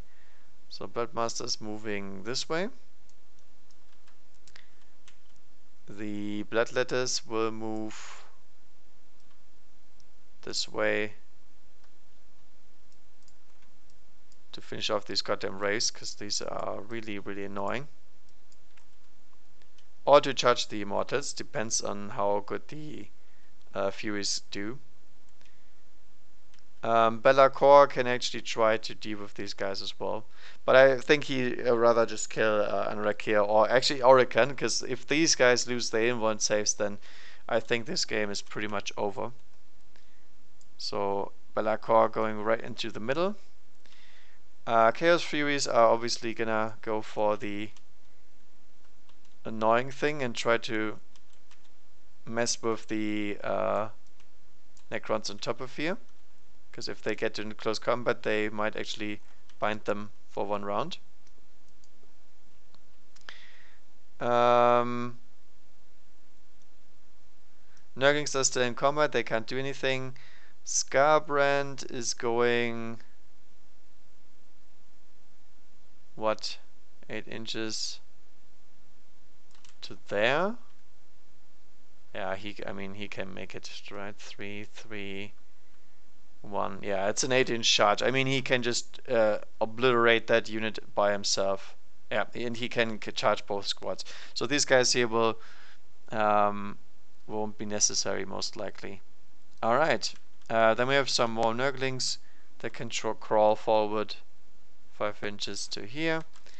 Fate Weaver can come in, swooping and try to smack a Wraith or two. And I believe that's it. Let's kill the losses here. Kill the Wraith. Alright, so Psychic coming up next. Now unlimited Psychic, unfortunately, for the Necrons, because all the Gloom Prisons are dead. So, Fate Weaver going for the usual reroll, which he gets. So we get to reroll 1 die very soon. I believe we will smite these goddamn Wraiths down, because I really do not like them being around here. And we get it off. Only 1 mortal wound, but at least it is a mortal wound on a Wraith, so that counts for something, right? Alright, Fate Weaver can try to go for his Treason of the Inch. I think I'll do that just for the lulz. And, you know, the Inch is all about that lul. The issue is, that guy has leadership 10, I'm pretty sure. So it's gonna be hard to get it off. Yeah, he is leadership 10. Oracle is leadership 10 as well. So the chances of us rolling a 2d6 and being higher is low, but we'll try just for low, as I said. Alright, so let's go. 2d6, we need higher than 9 because of Lord of Torment. He goes down. Oh, I don't get it. Whatever. Okay, so Treason of the Inch failed.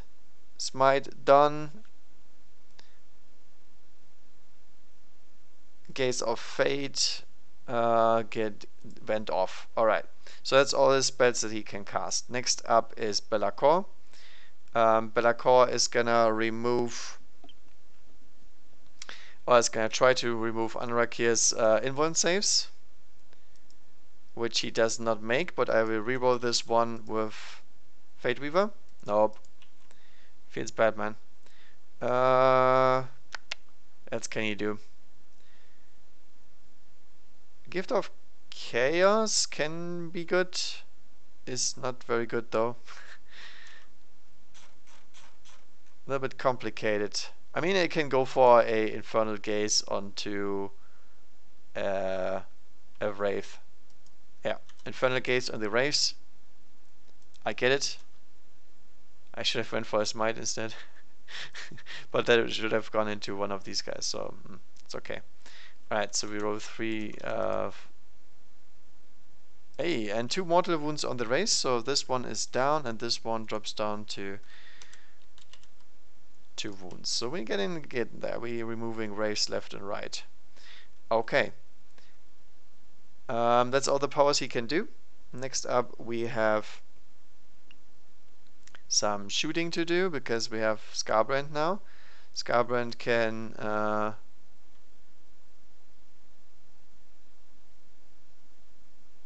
cannot shoot these guys, but he can shoot the Immortals. So he's gonna bellow 1 wound, 1 save. Alright, nothing happened. What else can we do? Do we have any else shooting? Nope. Alright, charging. Now comes the interesting part. I'll declare a charge against the Immortals with my Furies. I have to see if Tesla works in Overwatch again.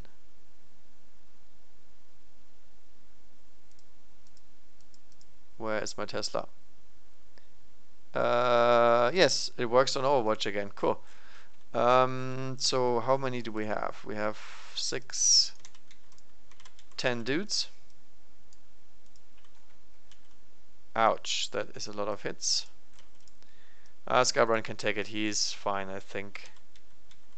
9 of them. Wounding on 5s.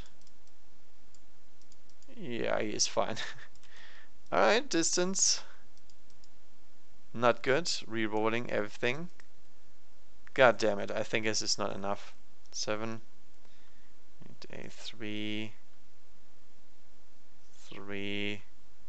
1. Oh, actually, he makes it. Should be fine. Alright, boom.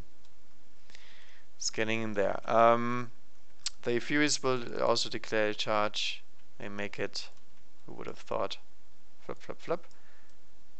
Yeah, they are in base contact. We can't get up there, so we just assume it works. Alright, Be'lakor against Anrakir and Oricon. Makes it. The Nerdlings as well. Like so. Actually, not like so, like so. Now the Bloodmaster can also declare a charge against Oricon and Anrakir. 6, yeah, it's fine. Actually against Illage Guard as well. I mean, against everything that he can try to attack, he will declare a charge against. That is the most appropriate way to put it. Fate Weaver will go in. Yep, and the Nerdlings. They make it. Who would have thought? So. Now comes the interesting thing. Can the Demon Prince make it? He needs a 9. So let's see. Easy peasy. Alright, he's gonna slaughter that guy. Alright, and then the Nerdlings can also have some fun with the Wraiths. 6 inches, yeah, just fine. Skitter, skitter. Look at this brawl. Everything is empty. There's just one big brawl in the middle. Alright. Let's go with Scarbright first, because he is the most fun one in my opinion. So Scarbright is going on his full smite mode again. So this is 8 attacks coming in here. And we double this because of our ability.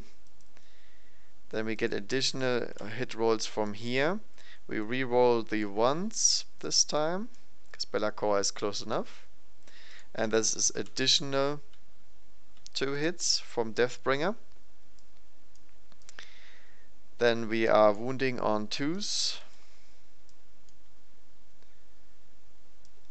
And all of these are in-1 saves. And that is 1, 2, 3, 4, 5, 6, 7, 8, 9, 10, 11, 12, 13, 14. Oh, actually, I should have declared that I halved my attacks. Okay, let's assume I would have attacked both Immortal squads, because obviously that's what I wanted to do. Let's do it differently. Let's just put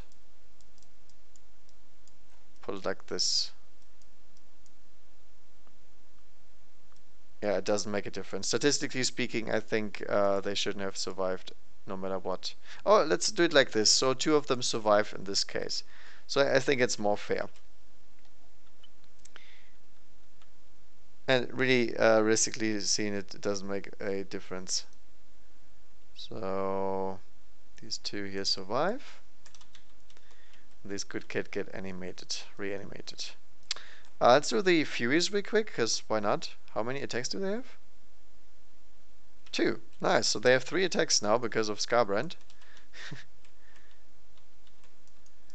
Alright. Hitting on 4s, I think. Pretty terrible. And wounding on 4s. And that is 2 Immortals gone, and that is the squad wiped. Good guy Furies. Obviously they should have been up here by now.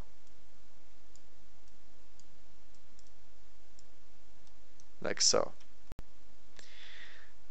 Sweeping in. Actually, I should have removed another Lich Guard if the Chaos Furies would be near enough to prey on the weak, or whatever that ability is called. So that's cool. Completely forgot about it though. Sorry. Alright. So now let's do the Demon Prince, because I like the way he rolls. He's gonna smack Enrique in the face. He has 5 attacks. Base. Scarbrand is in range, just barely. And he charged. He is hitting on 2s. Rerolling 1s. Skyriva has some extra stuff against Titanic stuff, but he doesn't really have it. But I have to see when does he do his extra wounds. I believe it is only on wounding. Where is it? Each time you make a wound roll of 6+, the target suffers D3 additional damage. Okay, so he's now strength 10, AP minus 4 D6 damage base. Holy moly! So hit wounding on 2s. Ouch. And this is D3 mortal wounds in addition. So he takes 3 wounds straight away just because he can. Uh-oh. I think he is toast. Phase shifter saves. Oh, not so good. And I believe he is dead 10 times over dead. Yeah. So this is 5, 6, 7, 10 wounds. So he dealt a total of 13 wounds through a 4+ in 1 save and toughness 5. Oh well. So Enrique goes down. That's 2 kill points. Although I shouldn't bother counting. And that is how the Demon Prince rolls with Skyreaver. He also has a Malefic Talent, but obviously I didn't declare my attacks, so yeah. Alright, Belacor is gonna go next. 7 attacks. With his blade. Everything into Orican, obviously. Because Orican needs to die. Winning him on 3s, I think. Yeah. I think he has a phase shifter, right? Yes, but he's dead. Like really, really dead. 3 damage a piece, and he goes bye-bye. Next goes the Bloodmaster against the Illage Guard. He has 3 attacks, 4 attacks, 5 attacks. Hitting on 2s. He's strength 6, 7. So wounding on 3s. And this wound here is, I believe, 3 damage plus D3 or something like that. He has an incredible, powerful weapon now. Instead of being D3, he now has a damage characteristic of 3. There we go. So 3 seems to be more realistic. And obviously now there is one issue. Orican is dead. No one has invuln saves. These guys are immediately dead. Just because of the wounds. And it's AP minus 3, right? So I guess they would get a 6-up save. Wow. Nope. Yeah, they're dead. Like really, really dead. Alright, Fate Weaver can smack the Wraith, I guess. Is he in range of Garban? No, he's not. So 5 attacks on Fate Weaver. Hitting on 3s, because he's a very pacifistic guy. I can't reroll because he's not close enough to Belacor. Whatever. This is just 1 wound, I think. And it doesn't do anything. Okay. As expected.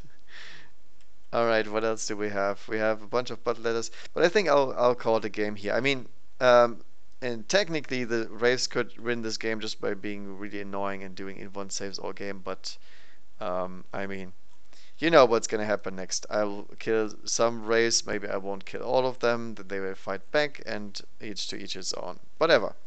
The thing is, I believe we have seen enough slaughter. So I think in terms of tactics, there was one big mistake. I should have put the spider outside. So the spider had more surface area to cover. The Other stuff I think came just down to the lists. I mean, Necrons seem to be really terrible against this kind of attacks because they don't have any mechanics to get them further ahead in close combat. And yeah, it's essentially the same thing as the old initiative. I mean, they always had the initiative problem, but now that the charge gives you the upper hand with every single unit that I charge, no matter initiative or not, or through terrain, they actually are in an even worse spot than before. Um, doesn't sound really nice, but that's just how it is. I mean, the only thing I could have done here is trying to get more reanimation protocols on the Illage Guard, which maybe would have helped, because I bring one model. No, it doesn't matter. The Bloodletter Glass Hammer strike was really, really effective. It killed everything they needed to kill. I made my charges. And obviously, if the Prince also would have made it in, I mean, I think the game would have been over right there. MVP for Necrons was Oricon. He saved the entire game. If Oricon wasn't in the middle of this, the Necron defense would have crumbled immediately. And I mean, he's really powerful. That's exactly what he was there for. Reanimation protocols unfortunately did not come into effect. That's the issue with the glass hammer hitting you. Necrons can't withstand this kind of attacks anymore due to the changes to reanimation protocols. And yeah, this goes to show you how much more powerful their older edition actually was. They were very similar to Necrons, to Nurgle Necrons, something like this. And now we don't have the Nurgle Necrons, now we have the old Necrons back from the old edition, which I think is more fluffy, but also took a lot of power level off them. Yeah, I don't think Necrons can do much about this. I mean, you could run some sort of flyer list or something like this, but even then, I probably would have killed them at some point due to flying monster creatures and whatnot. I really enjoyed the Demon Prince setup. I think he is super, super dangerous. Like the profile of this guy is like enormous. Just because the weapon gives you so much killing power, it's pretty much like the old artifacts that you got from Chaos Space Marine Codex. Put on a guy that hits very well, that has reliable attacks and whatnot, in combination with a Warlord trait that goes him absolutely beast mode. If he goes even re-rolling wounds, then, I mean, you can't ask much more than that. The only thing I would ask for is 6 damage a pop instead of d6 wounds. But I mean, that guy is gonna open any super heavy if he gets the chance to hit it. And obviously Scarbrand the same. You didn't even see his potential here because he was just mowing down hordes like it's nobody's business. So that's obviously a change from the old edition where he couldn't actually do that because he doesn't have enough attacks to efficiently clear the garbage out of the way. But now he is the garbage cleaner himself. So I don't know. He is just in a very good spot, I think. The morale came into effect, his buff +1 attack came into effect in an AoE. Every single buff I had came into effect. All locals, all strength gains made a difference because the Necron army was majorly toughness 5, toughness 6 and higher. So getting +1 strength from charging and everything makes a huge difference. I mean, you saw it in the second fight of the Bloodletters. The Bloodletters without their charge and without Scarbrand around are not actually that good. They are only a force multiplier. So having more of these guys around buffs makes a really, really strong combination if you can land this Alpha Strike as I did. So against more evasive armies it wouldn't be as effective, but then again I could also split it up. I don't have to go full man mode in one round, and obviously with the Nerdlings and everything you have a lot of objectives secure. This army can contest objectives for sure because it pretty much spams troops all over the place and only works with elite models to deal with the utility. I mean, the psychic stuff was great. There was some mortal wounds here and there and whatnot, rerolling some dice. I mean, I think it has everything that it needs to have, and it is very chaos undivided like. but it fights like a Khorne army. And obviously, compared to Slanesh, I think Khorne is just way better, because I had this setup very similar last time with the Black Templars, and obviously the Slanesh units performed well. They won no matter what, but still the Khorne version I think just has so much more punch to it. It's not comparable really. Alright, so I hope you enjoyed the battle report. Leave a like if you did, subscribe for more, and I'll be back with the next one, let's say a few weeks, 2 weeks. Alright, happy wargaming!